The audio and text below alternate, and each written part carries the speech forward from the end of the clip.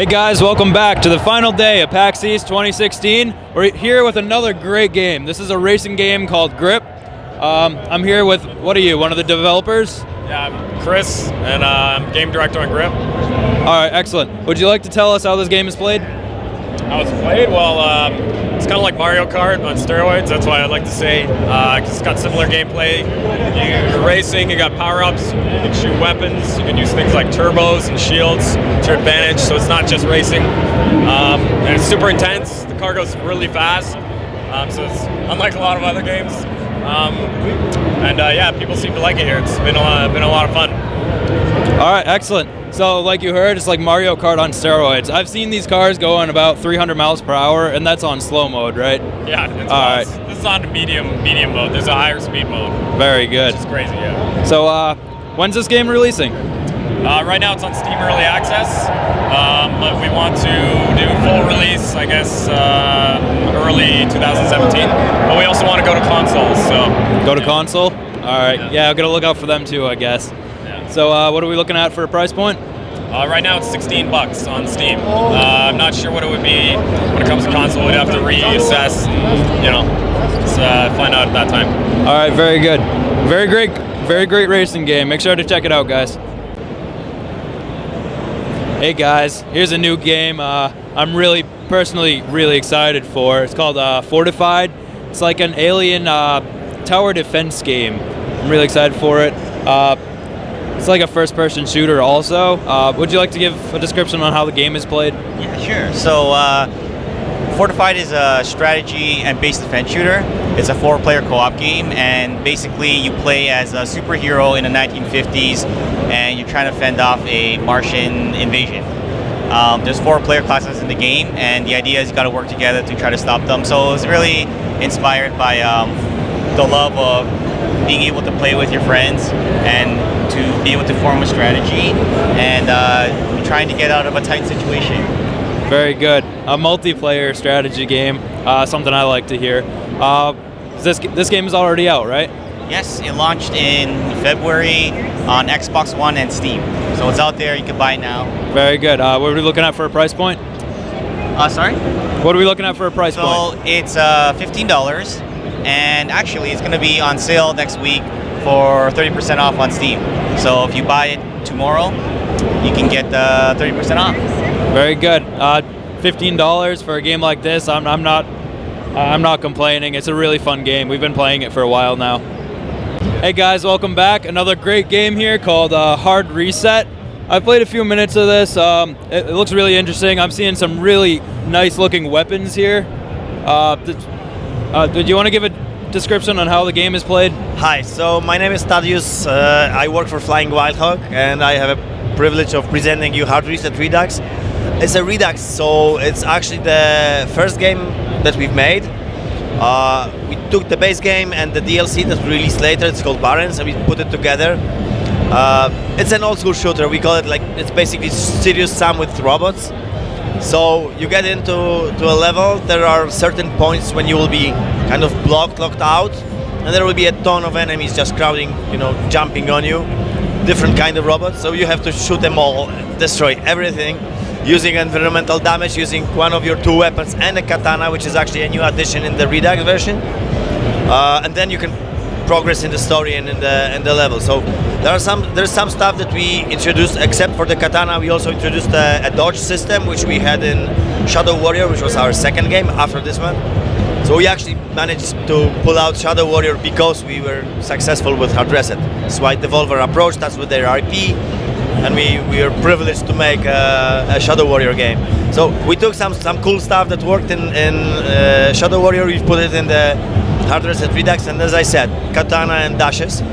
There's also a new kind of enemy, a new type of enemy, and also another cool thing is that basically all the enemies that are in the DLC, they're sucked into the base game, so you have the larger number of enemies, even with the extra one.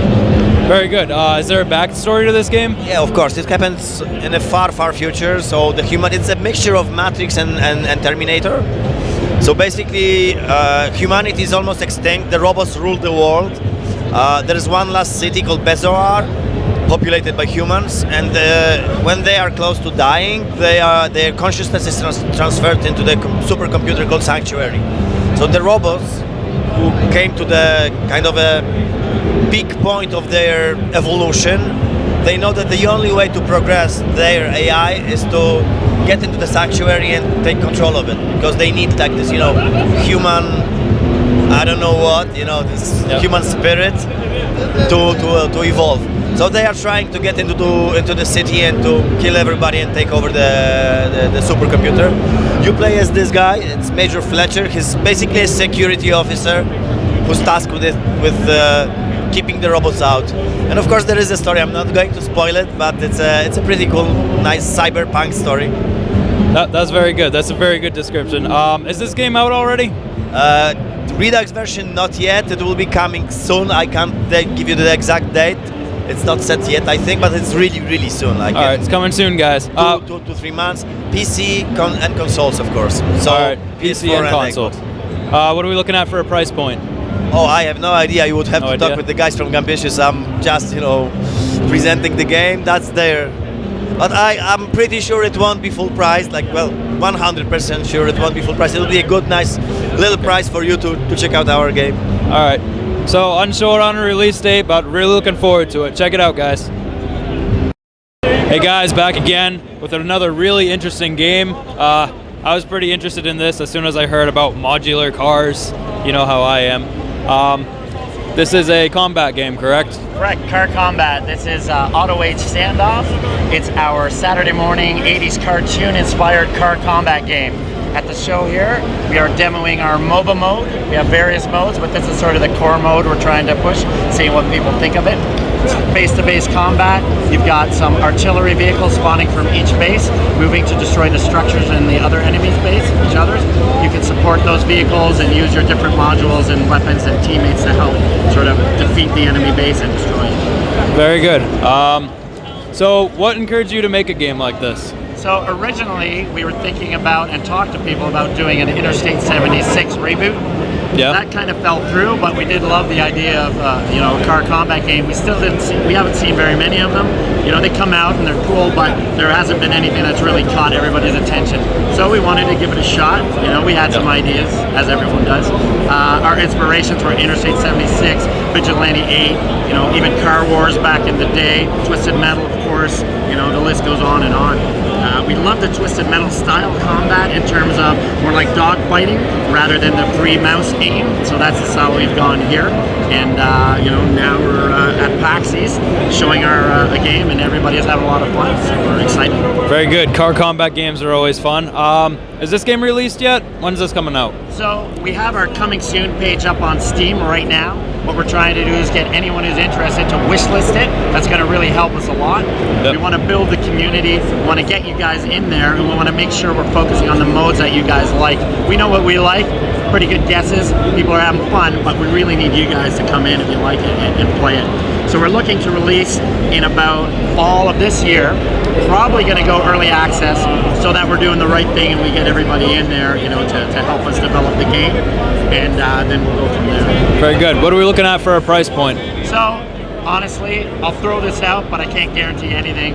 Probably looking at $19.99, but no more than that if we're doing the early access. It could change, it's all up to our boss. Phantom Compass is the name of our company. So, look to Tony, see what he wants to do, but we want to make sure, it's going to resonate with the fans. We want them to get, what they paid for. Good. Hey guys, welcome back. Another great game here. It's called Astronomer? Astroneer, sorry.